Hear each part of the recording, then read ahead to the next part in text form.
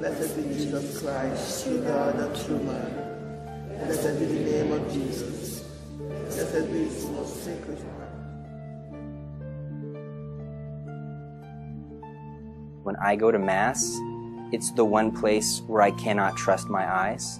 Normally I can say, oh, the light's red, I better stop. But when you go to Mass and the reality is that God's really present and that the sacrifice of the Mass is the same sacrifice that took place on Calvary, and that this is the greatest moment that has ever happened, and I'm reliving this, I'm entering into it. When I go to the Mass, I can't see that.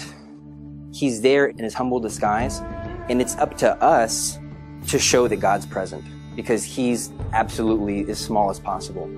And so when an altar server, or anybody who's on the altar, does not act like this is really God, this is really the King of Kings, the creator of heaven and earth, and this is really the most important moment of all of human history that's being acted out here.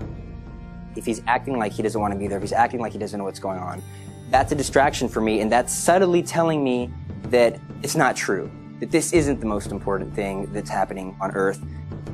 The altar server plays a very important role, and so he does two things. He assists the priest in the sacrifice of the Mass, but he's also there so that when the faithful don't know when to stand or don't know what their posture, their position is, they can look to the altar server as a guide. And anytime they might be distracted, the altar server with his very being should try to direct all of his attention and all focus back to God. If you have your hands in prayer position at all times, so that means your right thumb over your left thumb, and you're kind of like at a 45-degree angle. This is the position that somebody has when somebody prays. When you see the Blessed Mother in prayer in images, her heart is directing all of her attention and all of her thoughts upward towards God. And so during the Mass, God is present. We point our fingers in the direction that all of us should be directing our minds and our hearts towards.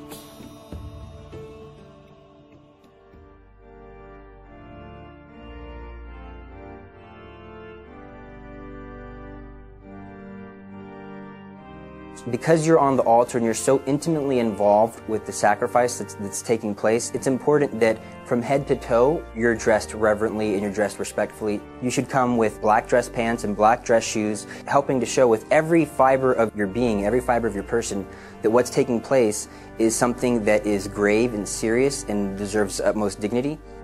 One thing that I've noticed is that the young men and the young boys are excited to dress like a priest. They run eagerly towards the cassocks, and they kind of cringe when somebody tells them they have to wear the alb. The cassock is more masculine. And if you're trying to encourage vocations to the priesthood, it's better that the young men wear something that the priest wears. Especially if you have a good and holy and loving priest who really cares about the community, it's good that the boy already start to copy him and wear the same clothes as him.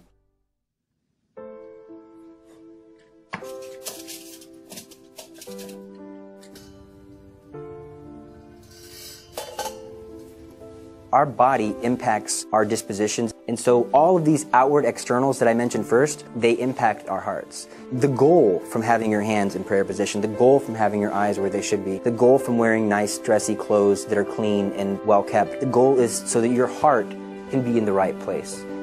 O God, who in the heart of your Son, wounded by our sins. I would say that if somebody wants to be a good altar server, and they want to be faithful to the duties that they have been chosen for or have volunteered for, the most important thing that you could ever do is to invest in the Mass by praying the Rosary every day. That investment, that spiritual investment, and that personal relationship you get from praying the Rosary every day, that's what's going to make you a better altar server. Holding the hand of Mary is how you're going to be a better altar server. That's how you're going to glorify God more.